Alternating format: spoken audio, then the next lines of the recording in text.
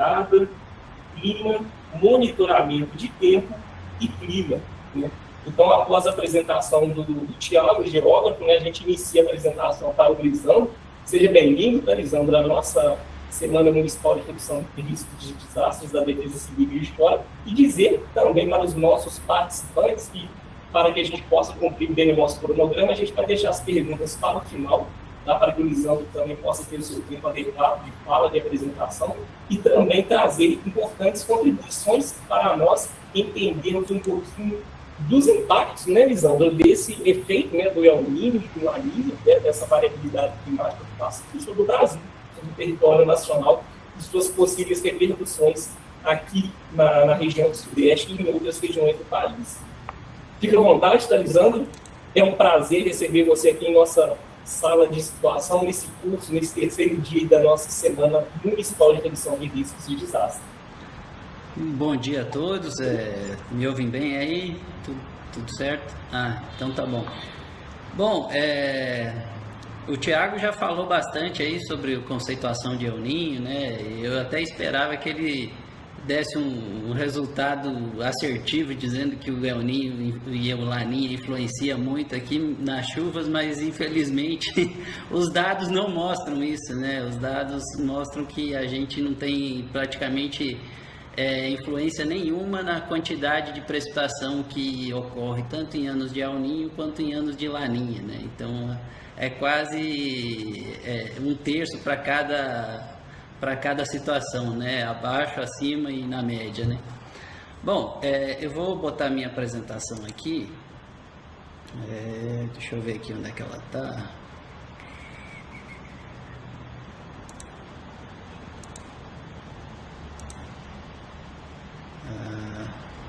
Foi aí?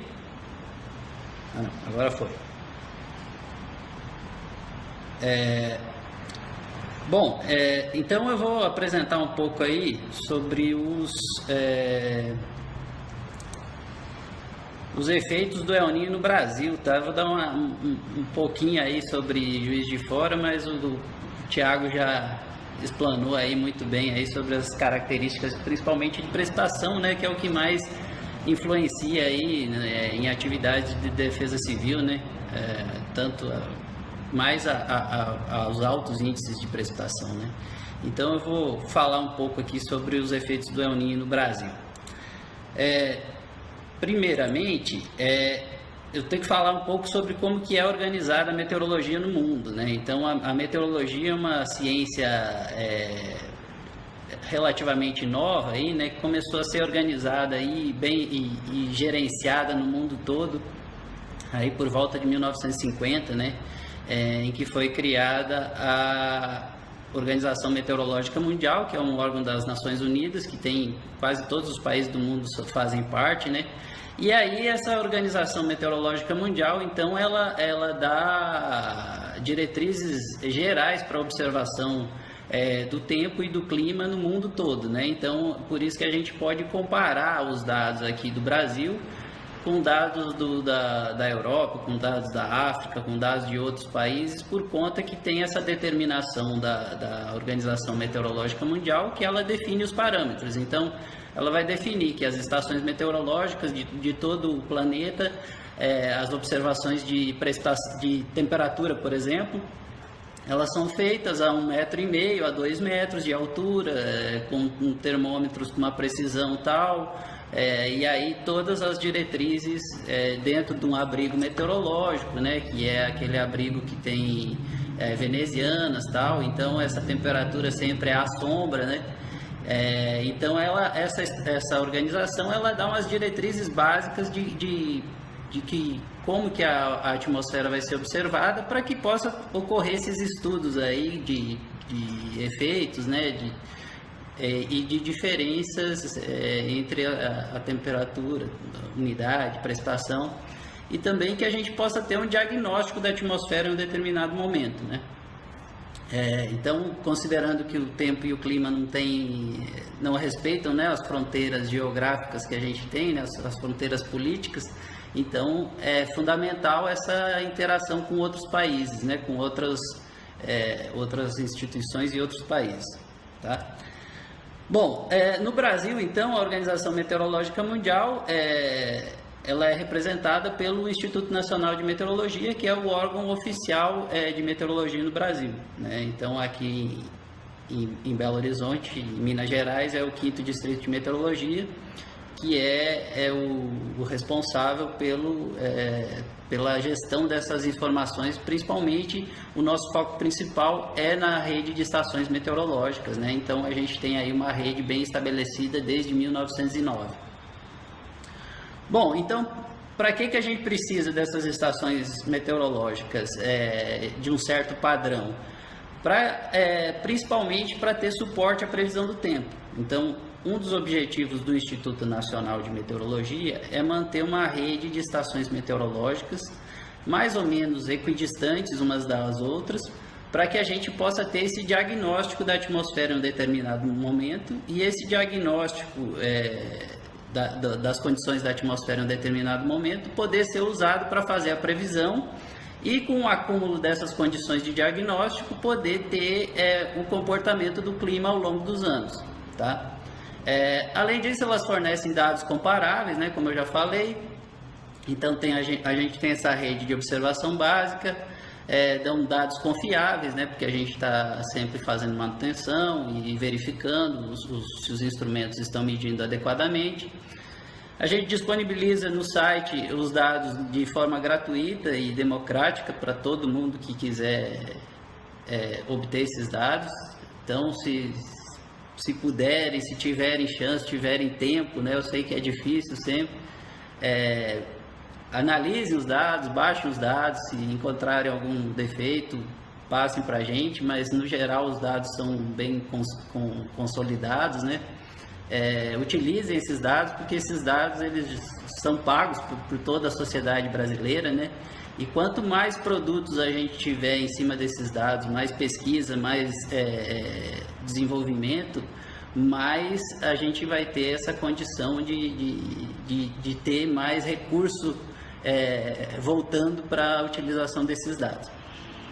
Aí tem várias utilidades, né? Então, pesquisas, né? Como o Thiago mostrou aí, ele usou os dados da estação do INMET, né? A gente tem dimensionamento de obras, reservação de água, zoneamento agrícola, defesa civil, energia, para fazer churrasco na praia, para fazer eventos final de semana, para fazer diversos eventos da sociedade. Então a gente pode utilizar esses dados. A gente utiliza de forma indireta, né? Então sempre que a gente tem alguma previsão do tempo, a previsão do tempo ou do clima utiliza esses dados que são gerados por essa rede de estações meteorológicas. Então, no INMET hoje a gente tem dois tipos de estações meteorológicas. A gente ainda tem aquelas analógicas ainda desde o início do século passado, que são as estações climatológicas, que fornecem a climatologia, que são aquelas em que a pessoa vai lá e faz as observações, né? Mede, observa o termômetro, o barômetro e os diversos instrumentos e transmite via telefone ou via internet. E a gente tem as estações automáticas, que são aquelas em que elas se ligam automaticamente de hora em hora e também mandam esses dados lá para a nossa central de banco de dados em Brasília, né? Então essas automáticas elas começaram a ser instaladas no início dos anos 2000, então aí a maioria já tem uma certa estatística de dados aí de 15 a 20 anos por aí, tá? Então provavelmente daqui a 10 anos a gente terá uma normal climatológica dessas estações automáticas. Bom, essa é mais ou menos a rede do INMET, né? Então a gente tem uma rede aí de 573 automáticas e por volta de 190 estações convencionais que cobrem o Brasil como um todo, tá? E além das estações meteorológicas, então a gente tem, para formar o sistema global de observação meteorológica, a gente tem imagens de satélite, imagens de radar, sensores de descargas, aviões, navios, boias oceânicas. Hoje em dia tem muitas estações com propósito específico, né? Como monitorar irrigação, né, para a volta da agricultura, aí, voltadas para a operação dos pivôs, né? Então a gente tem muitas informações que são geradas, e essas informações, então aqui um exemplo de imagem de satélite, né, que a gente pode tirar diversas informações. Não sei, talvez na próxima geração de satélites, talvez não seja mais preciso ter estações meteorológicas, aí eu estou fazendo uma visão mais futurista, mas por enquanto ainda a gente precisa de ter essas diversas camadas de informação. Então o satélite, ele tem uma informação que infelizmente ou felizmente para nós ainda não dispensa a utilização de estações meteorológicas e dos outros tipos de informação, né? Então aqui é um exemplo de um satélite meteorológico, né? Então aí para a Defesa Civil tem aí no Pico do Couto, né? Então deve ficar bem próximo de vocês aí para vocês monitorarem as tempestades que estão desenvolvendo aí sobre a cidade ou sobre a região, né? E poder se preparar melhor. A gente tem sensores de descargas, né? Sensores de descargas atmosféricas aí, que dá para ver, geralmente onde tem descarga atmosférica tem tempestade, né? Tem temporal, tem tempestade, né? Nem sempre, mas na maioria das vezes tem, né? Então a gente pode monitorar através desses sensores. E todas essas informações, então, elas formam um sistema global de observação. Então esse sistema global de observação, ele dá um diagnóstico no mundo todo sobre as condições atmosféricas em um determinado momento. Então aqui essa figurinha ela ilustra aqui que dados oceânicos, dados de navios, dados de aviões, dados de satélite de órbita polar, dados de geoestacionários, dados de estações meteorológicas de superfície, dados de radares. Todos esses dados eles vão ser compilados e vão criar uma condição inicial da atmosfera que posteriormente vão ser usadas nas previsões numéricas de tempo, tá? E de clima, né, também. Então tem uma diferença, eu vou falando aqui, vai se confundir muito, mas no geral tem uma diferença bem evidente nas previsões de tempo e nas previsões de clima, né? Então a previsão de clima, a gente a gente parte das observações. Então sem observação não existe previsão, então a gente tem que ter essa observação. Então a gente tem um diagnóstico, e aí a gente consegue, a partir das observações iniciais, rodar os diversos modelos numéricos, que hoje são a principal ferramenta de previsão de tempo e de clima. São os modelos numéricos de previsão do tempo, que seriam assim super aplicativos, né, que compilam essas informações iniciais, e com base na física e na matemática da atmosfera, nos processos físicos que são resolvidos dentro da atmosfera, então eles vão gerar uma previsão para o futuro.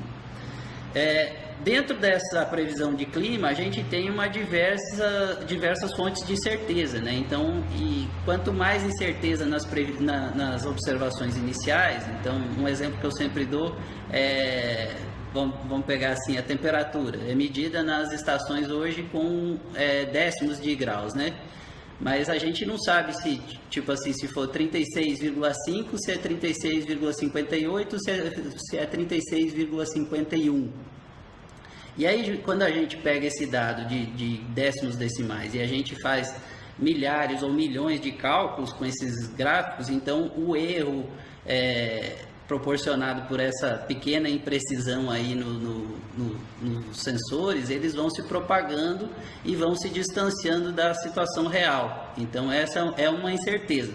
Mesmo supondo que os modelos fossem perfeitos, a gente teria uma amplificação desses erros ao longo do tempo, e numa previsão de longo prazo, a previsão se distanciar da situação real que vai acontecer.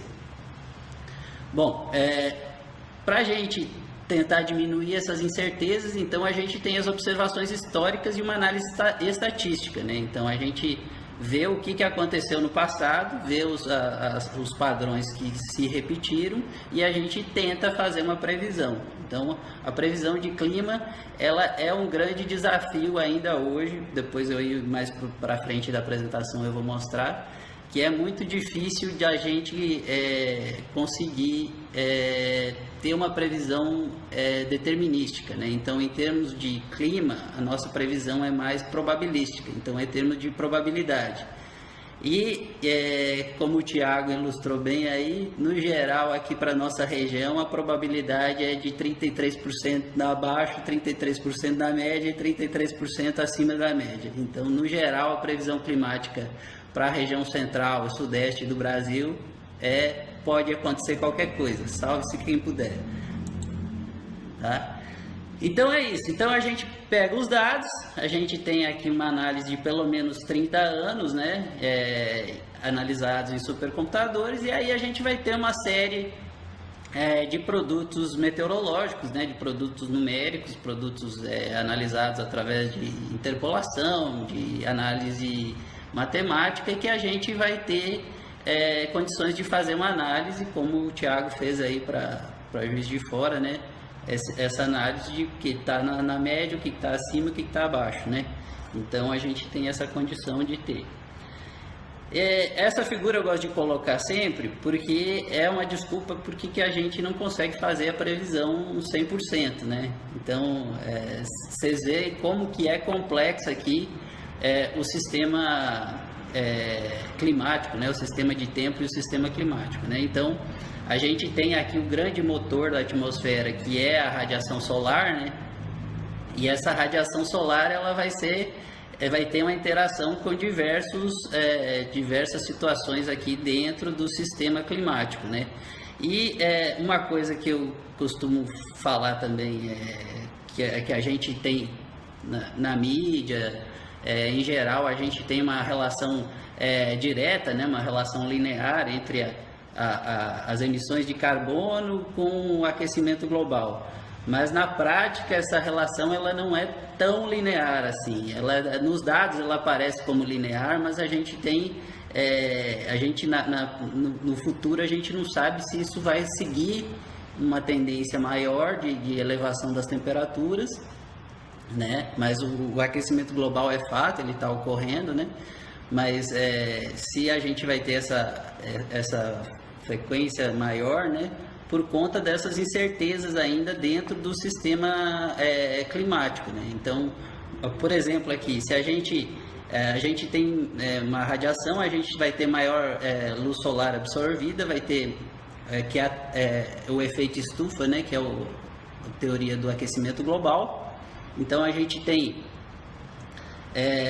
mais radiação sendo absorvida, aumenta a temperatura, né? Aumentando a temperatura, o Thiago já mostrou aí que grande parte da nossa superfície não é de terra, na verdade é de mar, né? De água. Então, se a gente aumentar a temperatura, a gente vai ter mais evaporação. Se a gente tiver mais evaporação, a gente vai ter mais formação de nuvens.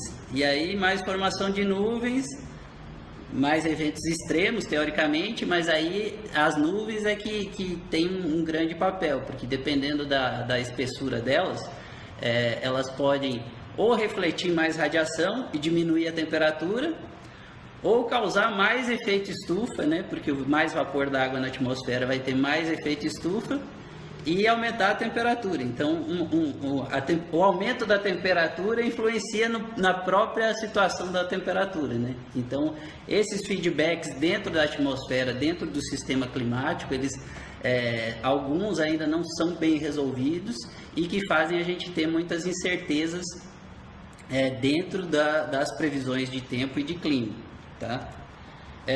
Aqui só para a gente ter uma ideia de como que foi o progresso dos modelos climáticos, né? Então, como eu falei, os modelos meteorológicos, tanto de previsão de tempo como de previsão de clima, eles foram e estão em constante atualização, né? E vai implementando novos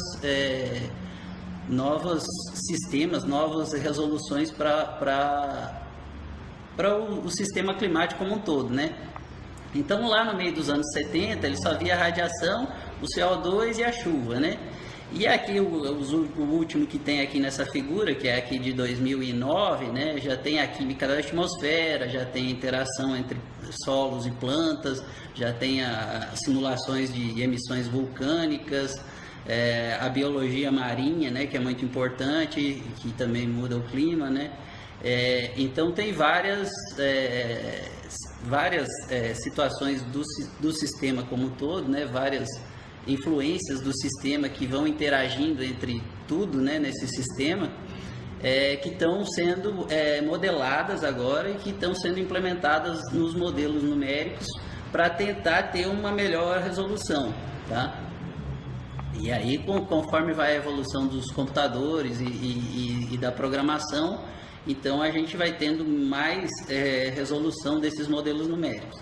Quando eu comecei a trabalhar com meteorologia, que eu entrei na faculdade lá nos anos 97, 98, até me formei em 2000, a meteorologia tinha muito pouca credibilidade. Hoje em dia já mudou bem, então hoje em dia as pessoas já consultam bem esses modelos numéricos, né?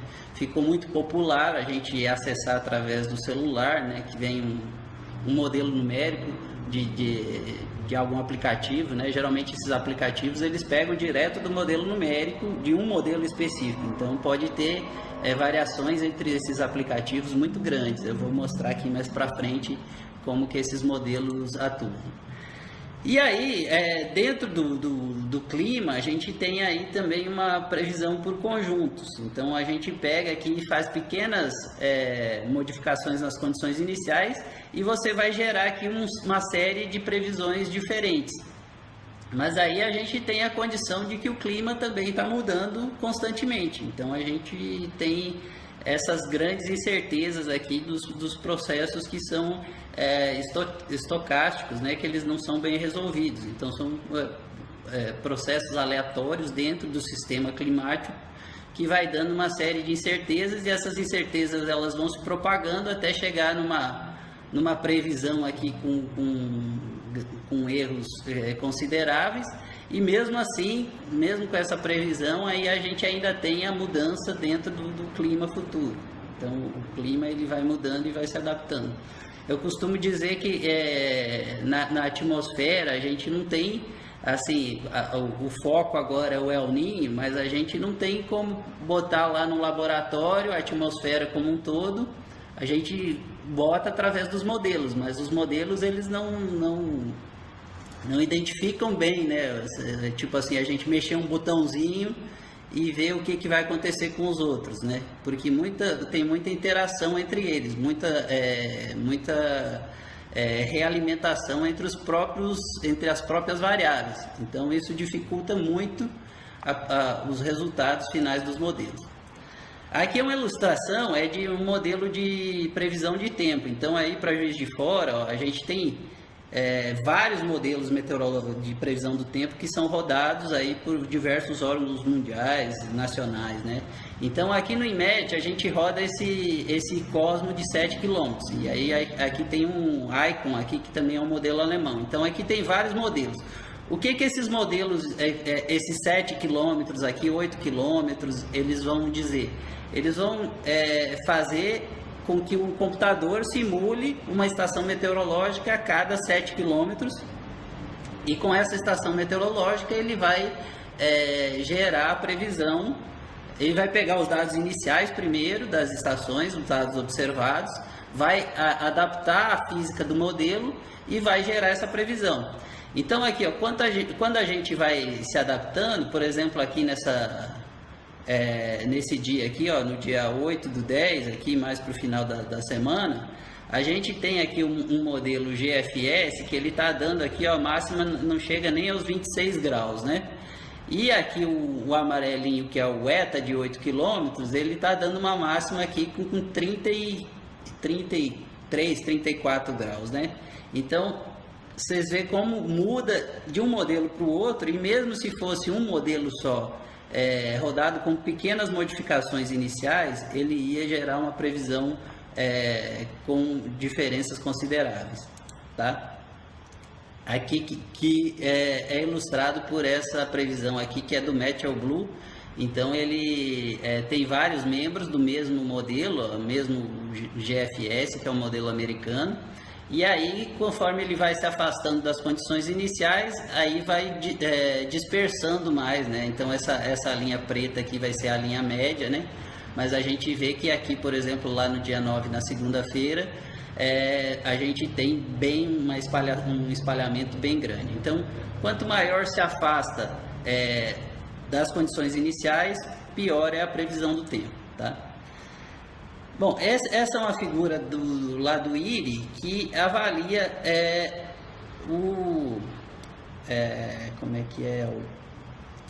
digamos assim, a assertividade dos modelos, né? Então aqui a gente tem os modelos de previsão do tempo. Aqui previsão para um dia, 2 dias, 3 dias, até 5 dias é acima de 90%. Então a gente pode ter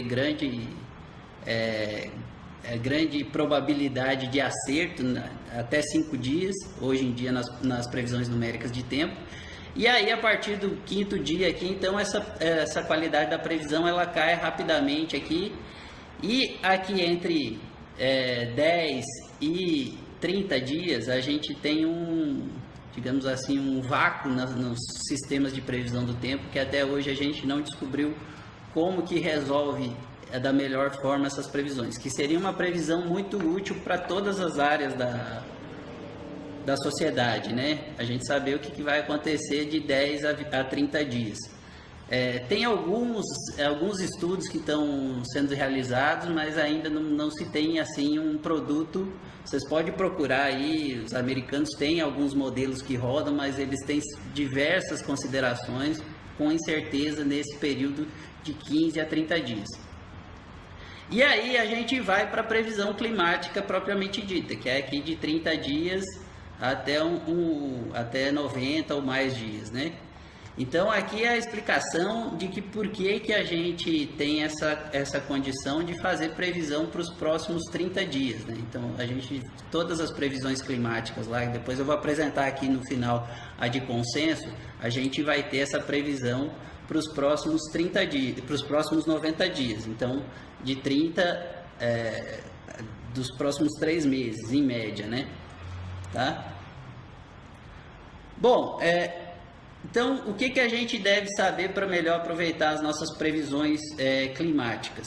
Primeiro, a gente conhecer a normal climatológica aqui da região, da cidade, né?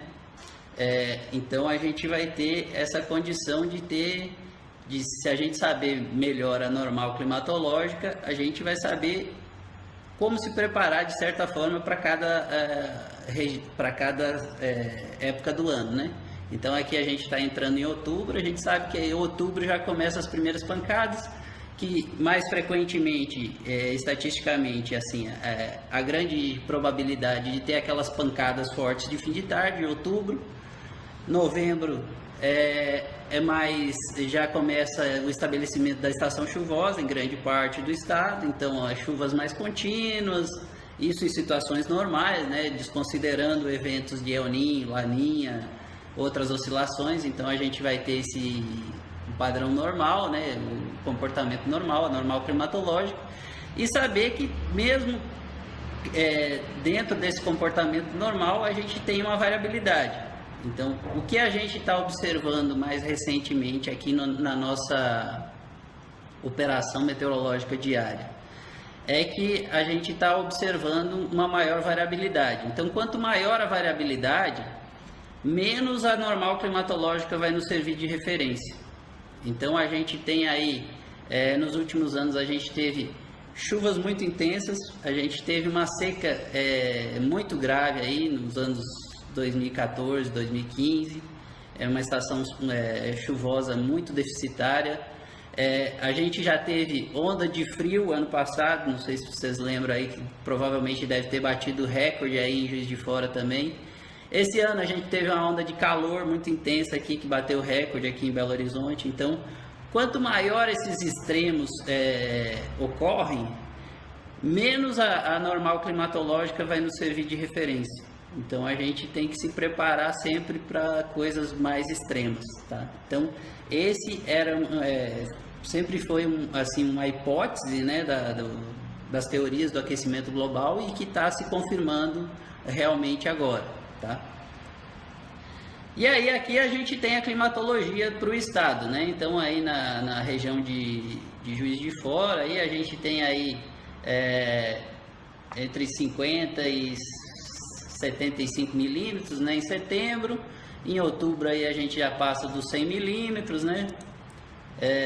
Em novembro a gente já tem aí entre 150 e 250 milímetros, a estação chuvosa já está bem definida, né? Em dezembro o auge da estação chuvosa, aí pode até passar dos 300 milímetros aí na região de Juiz de Fora, né? É bem comum passar dos 300 milímetros, então essa normal climatológica nos dá a maior probabilidade de ocorrência, né? Dessa quantidade de chuva. Aí janeiro também, em torno dos 300 milímetros aí. Em fevereiro a gente tem em grande parte do estado um fenômeno que não era climatológico, mas agora já está climatológico em grande parte do estado. Então é mais provável a gente ter do que não ter, que é o veranico, né? O popular veranico, que é aquele período que para de chover dentro da estação chuvosa. Então a gente tem esse veranico que ele está se tornando climatológico em praticamente todo o estado. Então aí meados de janeiro, fevereiro é grande a probabilidade, principalmente agora em ano de El Niño, da gente ter esse período aí de 15, 20, 30 dias sem chuva dentro do período chuvoso. E o calor matando todo mundo cozido, né? Bom, então as considerações, como eu já falei, né, que a previsão climática ela é bem mais imprecisa do que a previsão do tempo, né? E a gente tem diversas propagações de erro dentro do processamento. E aí a previsão climática ela é bem assertiva, onde a gente sabe que o fenômeno El Niño e o Laninha, né, eles são quando eles estão com uma força grande, a gente sabe e a gente faz a previsão climática com uma certa assertividade, que eu vou mostrar aí nos próximos slides a nossa previsão. Mas mesmo com El Niño e Laninha, aí a gente ainda tem diversas oscilações que estão ocorrendo no mundo sempre e sempre influenciam. Então a gente tem oscilações intrasazonais, que são oscilações Madden-Julian. A gente tem oscilação antártica, oscilação ártica, oscilação decadal do Pacífico, decadal do Atlântico. Tem a influência do aquecimento das águas do Atlântico aqui, que também influencia muito. Então a gente tem diversas oscilações, é sempre um desafio aí ver qual que está predominando, né? Então a gente no clima, a predominância de uma oscilação ela vai se propagar por mais tempo e vai fazer com que a gente tenha previsões mais assertivas para algumas regiões, tá?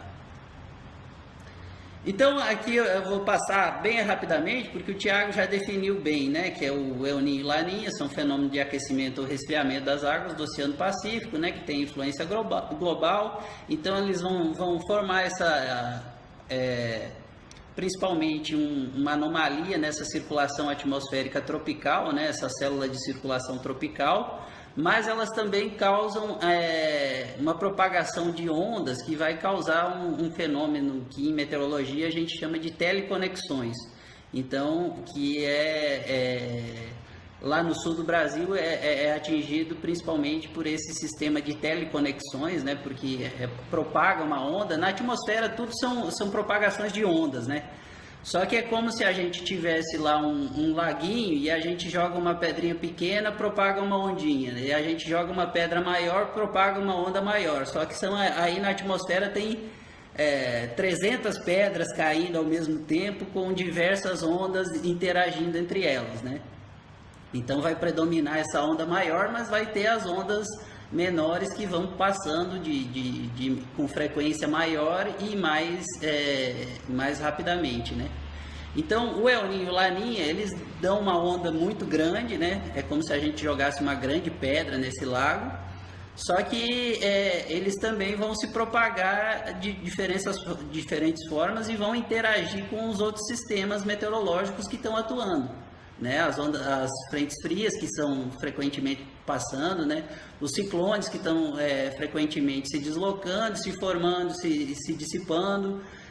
Então vai ter um processo bem difícil de resolver, é que a gente sempre é um desafio da gente tentar resolver. Mas em caso de El Niño e Laninha, a gente tem uma condição bem resolvida e que dá resultado com a probabilidade muito alta de acerto nas previsões de tempo e de clima, tá? Então aqui eu só vou passar rapidamente, porque o Thiago já mostrou bem aqui as condições, né? O aquecimento aqui da região do tropical do Pacífico, né? Então, e aí provoca essa onda, e essa onda se propaga de diversas formas por todo o planeta. E aqui é os principais efeitos conhecidos do El Niño e do Laninha, né? Então, o El Niño, a gente está vendo que esse El Niño ele já está bem característico. Então, o El Niño ele está estabelecido já, tá? Há uns 2 meses, 3 meses ele já está estabelecido. As previsões indicam que ele será um fenômeno muito forte, e a gente não tem previsão aí para os próximos meses. Então provavelmente ele vai ficar atuando até o verão aqui no planeta todo, né? E os efeitos, então os impactos do El Niño no Brasil principalmente, eles são com muito mais úmido aqui, principalmente de setembro até janeiro, tá? Então aqui Rio Grande do Sul, Uruguai, aqui região sul, pode pegar aqui uma rebarbinha de São Paulo, mas nada muito definitivo, e seca aqui na Amazônia e no Nordeste brasileiro, né? E aqui na nossa região, Sudeste, Centro-Oeste, nada. Nada diretamente. Então, não tem nenhum fenômeno conhecido. O que a gente tem conhecido aqui nessa região que o El Niño vai causar? Aquecimento. Então, temperaturas mais altas. Temperaturas mais altas, isso implica em quê? Então, não vai ter aquela mudança na quantidade de chuva.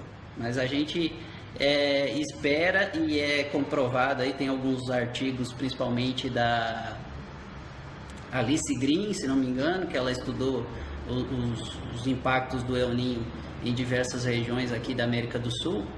O impacto que a gente conhece, que a gente experimenta mais frequentemente, é na gênese da chuva.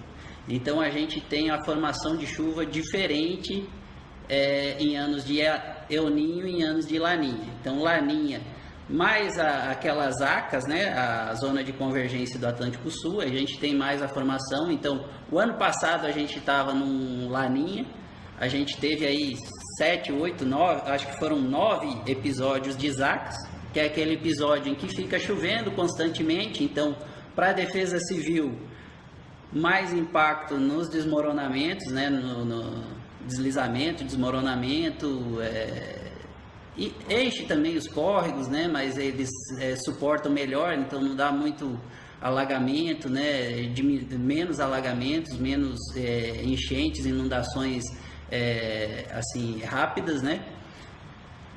E no El Niño a tendência é que a gente tenha mais aquelas pancadas de fim de tarde, então mais chuvas mais intensas num período menor de tempo, tá? Isso em média, né?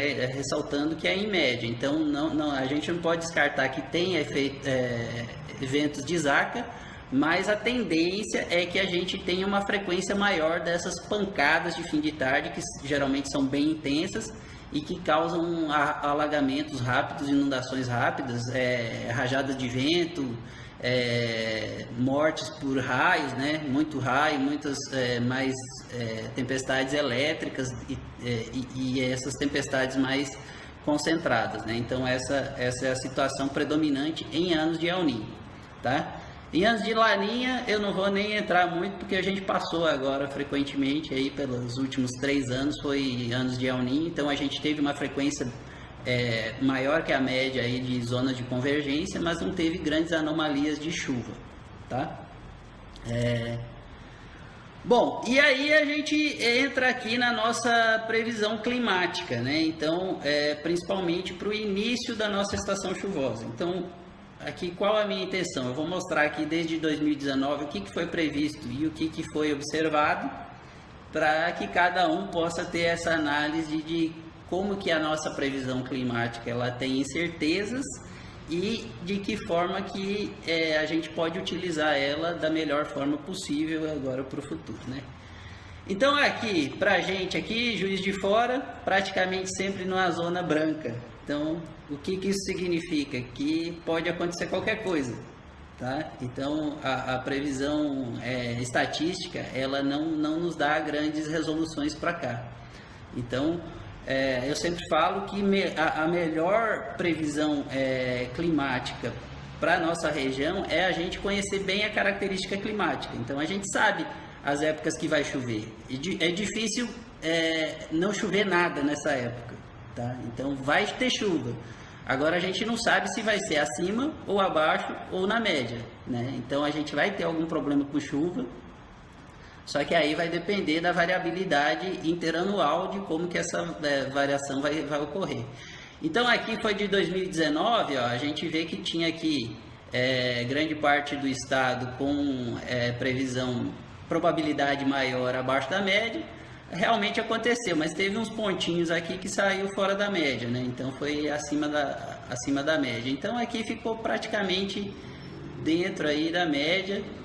A previsão climática não tem grande utilidade para essa época para a gente aqui.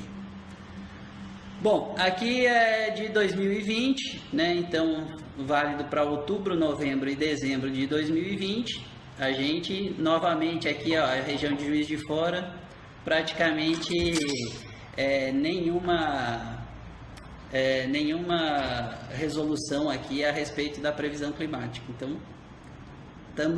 estamos a pé novamente.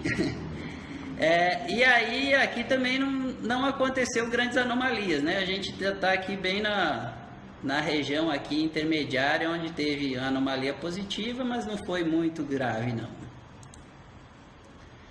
E aqui a gente teve, então, o padrão clássico do Laninha. Então, em 2021, a gente já tem o padrão clássico do Laninha, que é muita chuva aqui na região norte do Brasil, norte e nordeste. Então, provavelmente, se vocês aí puxarem da memória, vocês não vão ter escutado muito problema de seca no nordeste, né? Então, chuvas bem distribuídas, no geral acima da média, né? Encheu lá um pouco os reservatórios que estavam muito baixos, né? E foi mais ou menos o que aconteceu aqui. Então, mas para a gente, novamente, aqui a gente fica numa região que não tem previsibilidade. Então, a previsibilidade climática aqui é quase nenhuma, né? Aqui 2022, né? Então, ainda o padrão de Laninha, né? Chuva aqui na parte norte do Brasil e anomalias secas aqui na região sul do Brasil, o padrão de Laninha. Mas mesmo aqui no sul do Brasil, ele acertou aqui no Rio Grande do Sul, mas errou aqui em parte da região sul, né? No geral, aqui a gente ficou mais ou menos dentro da média, né, para outubro, novembro e dezembro aqui em 2022. E aqui é a previsão para 2023, né? Então, eu acho que eu coloquei aqui errada, que era para mim ter pego a do IRI lá, mas não a previsão. Mas a previsão é como eu falei para vocês, predomina os efeitos do El Niño, né? Então o El Niño, como ele está com a previsão de ser muito intenso e predominar pelo menos até setembro, a gente vai ter esse acoplamento entre oceano e atmosfera bem intenso, que vai dar esse resultado em termos de previsão climática aqui, de previsão de anomalias negativas no norte. A gente já está vendo, infelizmente, aí a gente já está lá no norte aí com os rios muito baixos. A tendência é que a gente tenha aí o efeito pelo menos até o início da estação chuvosa lá deles, que é mais para o final do ano, aí novembro, dezembro. Então aí até lá os rios ainda vão baixar muito. Então a gente teve anomalias negativas de chuva e tende a piorar então a situação aqui no norte e nordeste do Brasil em termos de anomalias de seca, né? Em termos de anomalias de chuva, a gente já teve aí, já todo mundo está vendo, né, está acompanhando nos noticiários, o Rio Grande do Sul com vários ciclones se formando ali nessa região. Então é um fenômeno de teleconexões que cria uma região favorável ao desenvolvimento de baixas pressões nessa região do Brasil. Então a previsão se mantém aqui de alta probabilidade de ter chuvas acima da média, tá? E aqui a previsão do El Niño, pelo menos aqui, ó, agosto, setembro, outubro, novembro, outubro, novembro e dezembro, 100% de El Niño, novembro, dezembro e janeiro ainda 100% de El Niño, vai ter aí 2%, digamos assim, de que vai de desenvolver um fenômeno neutro lá em dezembro, janeiro e fevereiro. Mas a probabilidade maior é que o El Niño se mantenha pelo menos lá até março, abril e maio, tá? Então não temos muito que fugir aí. Essa estação chuvosa nossa, total de chuva, mais ou menos aí dentro da média, podemos esperar no total da estação. Então, mais umas épocas com mais chuva, outras épocas com menos chuva. Grande probabilidade de termos veranico, principalmente aí janeiro, fevereiro, né? E temperaturas acima da média e formação de chuvas mais intensas, aquelas pancadas de fim de tarde, tá? Aqui é um outro conjunto, né, de modelos. Então aqui tem vários modelos da França, do Reino Unido, de vários do centro-europeu, do alemão, mas todos eles indicam que o El Niño vai se manter pelo menos aí, com exceção desse aqui que saiu fora aqui, que eu não sei qual que é esse, mas no geral, se der esse aí, quebrou todo mundo, né? Porque a maioria tá dando aí que vai ter aí o El Niño pelo menos até janeiro, fevereiro aí, com um alto grau de certeza. Bom, aqui é a previsão, então, a previsão de consenso, né? Então, todo mês a gente se reúne entre o Instituto Nacional de Meteorologia, o CPTEC e a FUNSEMI, que são os 3 órgãos nacionais que fazem algum produto voltado para a previsão do clima. A gente se reúne para não ter essa divergência entre os modelos e a gente faz uma previsão de consenso. Então, para tristeza nossa, mais uma vez nós estamos aqui nessa região branca que tudo pode acontecer. Então a gente teoricamente tem que se preparar para toda a variabilidade climática aí que pode se acontecer, que vem acontecendo nos últimos anos aí. E então a gente não tem grandes previsibilidades aqui, tá? Aqui é a previsão direta estatística do INMET. Então a gente tem aqui, também não tem grandes sinais, né, para nossa região, então levemente acima da média.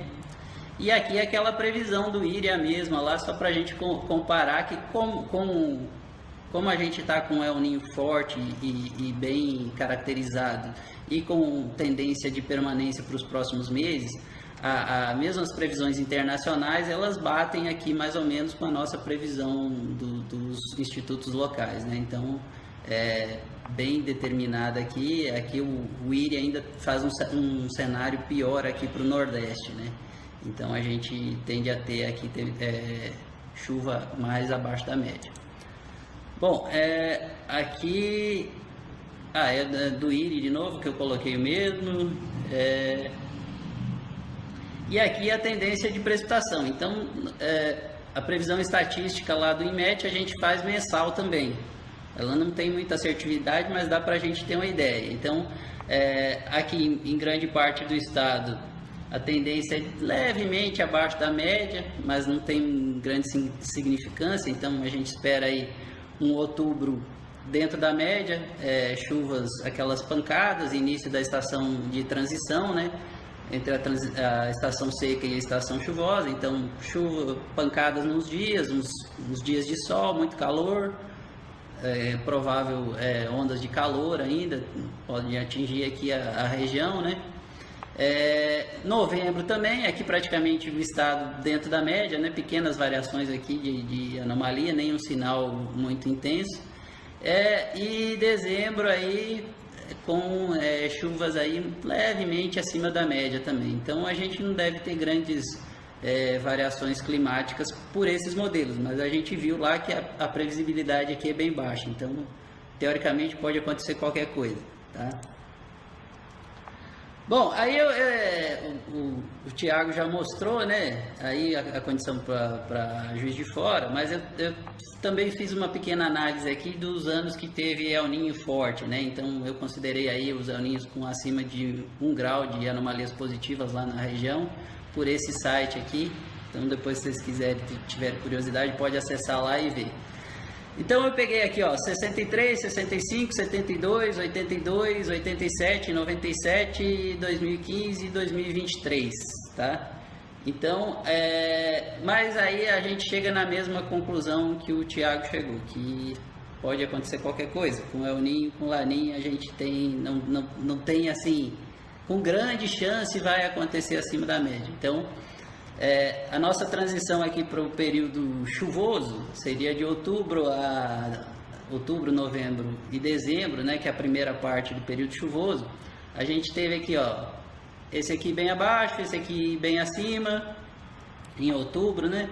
Então esse aqui mais ou menos na média, esse aqui bem acima, na média, mais ou menos na média, mais ou menos na média e bem abaixo. Então não temos nenhum padrão, né? No geral aqui dá para ver os outros casos também, né? Dá para ver aqui de novembro, dezembro, então não tem muito padrão. Então, no geral, o que a gente pode ter? Que a melhor ferramenta climática é a gente conhecer essa característica local, então saber que em outubro, aí em Juiz de Fora, a gente tem uma grande variabilidade. Então, aí os últimos 10 anos, aí, o mínimo que choveu foi 50, o máximo que choveu foi 180. Então, você vai saber que com grande probabilidade vai ficar nesse intervalo, tá? E aí você pode se preparar que vai ter as primeiras pancadas de chuva. E, geralmente, as primeiras pancadas de chuva vão ser fortes, acompanhadas do pacote todo, né? Granizo, rajadas de vento forte, então pode ter destelhamento, pode ter mais influências nesse sentido, nessa área de atuação da Defesa Civil. No caso do El Niño, a gente, operacionalmente, a gente tem a experiência de ter mais essas pancadas de chuva. Então, a tendência é que a gente tenha mais na forma de pancada. Mas pode ter também algum evento esporádico de zona de convergência que vai ter vários dias de chuva consecutiva. Então, tem que se preparar para tudo, tá? Não dá para descartar nenhuma possibilidade de ocorrência. E aí a gente sempre pode ser surpreendido pelos extremos, né? Então a gente pode se preparar para essa faixa normal que o Thiago obteve aí dos anos, né? Mas pode acontecer de ter um evento fora da curva aí e a gente ter problemas. E aí a gente tem que monitorar então constantemente as condições de tempo, né? Previsão do tempo, emissão de avisos. Lá no site do INMET a gente faz essa avaliação dos avisos diariamente, então ou intensifica ou tira os avisos, vai avaliando. A gente reúne com o pessoal de Brasília, com o pessoal do Senad. Então a Defesa Civil sempre prestar muita atenção nos avisos meteorológicos, tá? No geral, a meteorologia do Brasil, a gente sempre tem assim sérias restrições de pessoal, de tudo, né? Então a gente faz uma análise bem geral, bem ampla, né? De uma área ampla. Então, nessa área ampla, principalmente no caso de tempestades, vai desenvolver tempestades em algumas regiões.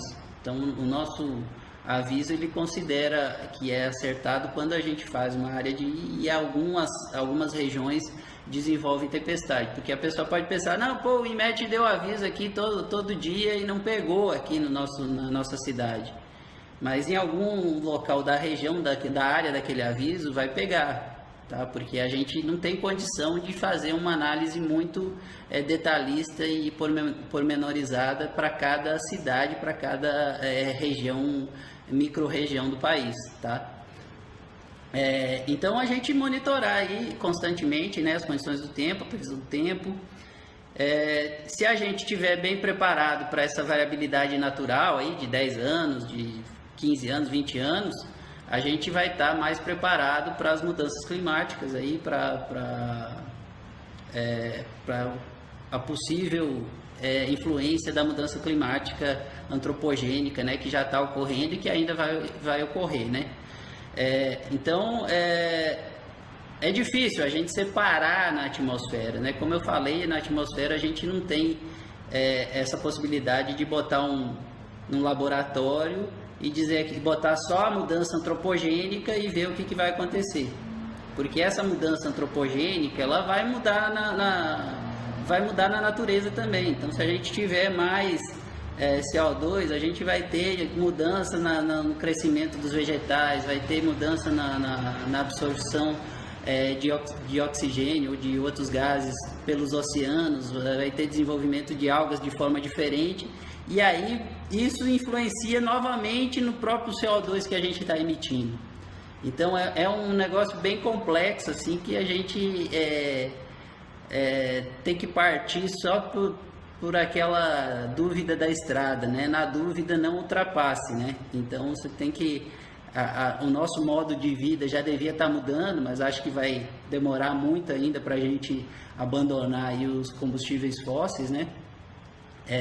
Mas aí a gente já tem que se preparar para esse aumento na variabilidade. Então, mais frequência de eventos extremos, fora da média, né?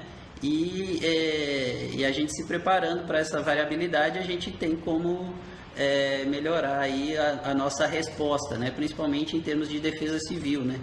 Que é um desafio grande aí da gente reagir a esses eventos meteorológicos que estão ficando mais frequentes e mais intensos, né? Bom, então a gente utilizar as ferramentas, utilizar os dados que a gente tem, saber como que é a variabilidade, o que a gente pode esperar com mais frequência, mas sempre a gente pode ser surpreendido, e usar a informação que a gente tem da melhor forma possível, sempre dando preferência para os órgãos oficiais. Então, eu sempre ressalto aqui que nessa onda de redes sociais, tá sempre alguém querendo aparecer, né, dando eventos mais intensos do que realmente iriam ocorrer, falando sobre coisas que não vai acontecer, que não tem possibilidade. Então, sempre confirmar essas informações com os órgãos oficiais. A gente todo ano circula o áudio do maior frio dos últimos 1 milhão de anos, né? A chuva mais intensa nos próximos dias vai ter uma chuva que vai matar todo mundo. Então, consultar os órgãos oficiais para confirmar se essa informação é procedente ou não, tá? Sempre vocês que estão na ponta, que provavelmente vão fazer essa interação, né, entre a população e os órgãos de meteorologia, né, acompanhar essa interação, né, entre a população. Então, dar esse feedback, sempre dando mais atenção aos órgãos oficiais. E é isso. Então, estamos à disposição aqui, sempre à disposição aqui no Instituto Nacional de Meteorologia, para a gente interagir aí, falar. Sigam aí, a gente agora está em todas as redes sociais, então tá tudo aí, é só seguir o INMET, e aí fica por dentro aí do tempo e do clima no Brasil, nas condições de tempo aí do Brasil todo, tá? Muito obrigado pela oportunidade aí de divulgar um pouco do nosso trabalho.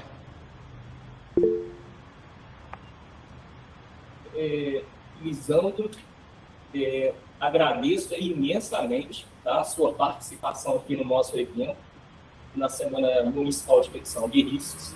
Assim como o Thiago, também você trouxe elementos muito importantes dessa avaliação, né, da previsão climática, da própria previsão do tempo, trouxe elementos importantes, teóricos, né, para o entendimento um pouco, né, de como funciona essa modelagem.